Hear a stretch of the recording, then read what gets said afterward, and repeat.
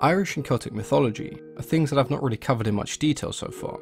They're definitely not what you would consider mainstream in comparison to Greek, Egyptian, or even Norse mythology, and any information regarding them is much harder to come by, but this in no way means that they're any less interesting than the others.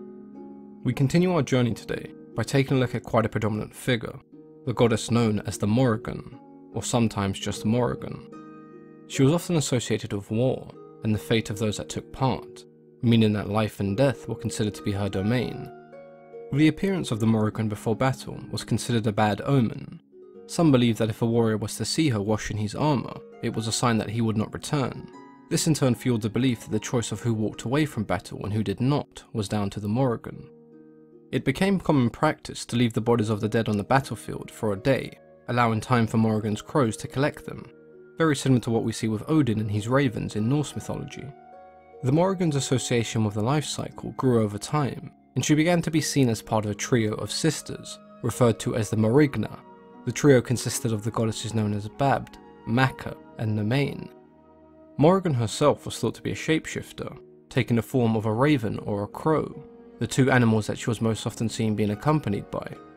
In the stories of the Ulster cycle, she was also said to take the form of numerous other animals, including a cow, an eel, and a wolf. The Morrigan's origin is something that has been passionately debated for years, and a mistake that most people make is to assume that Celtic mythology and Irish mythology are the same thing. Irish mythology is much older, and the Morrigan appeared there before she did in Celtic mythology.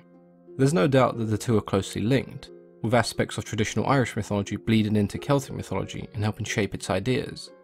There are only a few mentions of the Morrigan in Irish mythology, and at times she wasn't even considered a goddess, but in the years to come she appeared in Celtic mythology, and that soon changed. Her name in Celtic can be translated to mean Great Queen, or Phantom Queen, and in Irish mythology she was considered to be one of the leaders of the Danu tribe. The Tuired danann were a tribe of supernatural beings in Irish mythology that descended from the goddess Danu herself, one of the oldest deities in Irish mythology. They were thought to have invaded Ireland in 1897 BC and ruled for several hundreds of years. The Morrigan was thought to help the people of Danann, often shrouding the land in thick layers of fog, making it difficult to be seen by opposing armies and invaders. The Tuatha danann were led by the Dagda, and there are many stories that allude to the Morrigan and the Dagda having a sexual relationship. The Dagda was considered the god of fertility, and he would meet with Morrigan once a year, and together they would create new life. There is a portion of text in the Cath made Tuired, which accounts the first battle between the Tuatha danann and the Formorians, another supernatural race in Irish mythology, who were often seen as extremely hostile and monstrous beings who came from the sea to raid the shores of Ireland. Before the battle occurred, the Dagda and the Morrigan met, so they could plan which strategies they could implement. Now many saw this meeting between the two as the Dagda almost trading sex for victory, but there are quite a few ways we can interpret this story that would suggest otherwise. The relationship between the two had existed for some time, and with Morrigan being part of the Tuatha danann, she had already offered her assistance on several different occasions, so it doesn't make much sense that on this occasion she would demand payment for her help.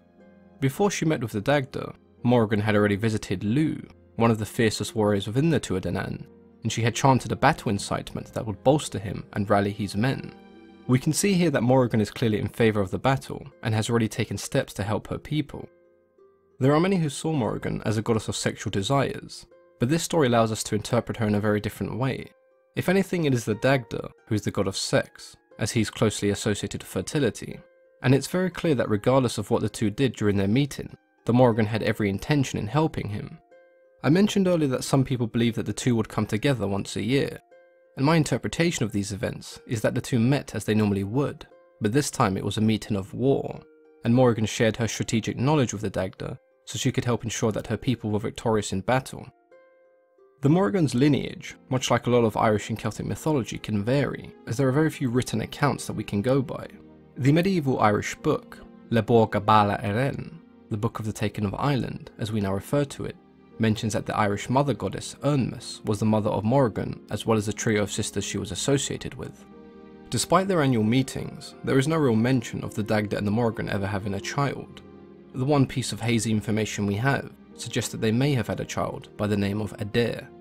The Morrigan's appearance and artistic representations remain quite similar, despite how much we actually know. She was often seen as a beautiful young woman, with long flowing dark hair. With her being so heavily associated with death, her clothing was often black. She was known to take the form of a crow or a raven, both of them being carrion birds and once again tying into her association with death. It's likely that the Morrigan would have been seen as strikingly beautiful to the Irish and Celtic people, but she would have also painted an extremely intimidating figure, as seeing the goddess was considered a bad omen. It's fairly difficult to draw too many conclusions, or even to summarise the Morrigan because of the lack of knowledge and ambiguity that surrounds her. We know that she's an extremely ancient deity that first appeared in Irish mythology and then later became an iconic figure in Celtic mythology. She's often described as quite a vengeful deity, one that would not hesitate to take the life of someone who has wronged her. We do somewhat see this in the Ulster cycle, when the hero Cuchulainn rejects the Morrigan's romantic approaches. She swears revenge upon him, and eventually appears to him washing his armour and delivering him the omen of death. It's likely that the Irish and Celtic people considered her to be an extremely intelligent and fierce individual. When I first heard of the Morrigan, I instantly thought of the character from the first Dragon Age game with the same name. The two do somewhat have similar personalities, and her appearance does resemble what I somewhat described earlier. The character was also capable of shapeshifting, and I'd like to think that she was influenced by either Irish or Celtic mythology. There are so many different interpretations of the Morrigan that I'd love to see how you see her. Do you consider her part of a trio of goddesses, similar to how we see Hecate in Greek mythology, or do you see her as a single entity? Were you familiar with the tribe of supernatural beings that she belonged to, or would you like me to cover more of the supernatural beings that appeared in Irish mythology? Let me know in the comments below. As always, I've been your host, Mythology and Fiction Explained.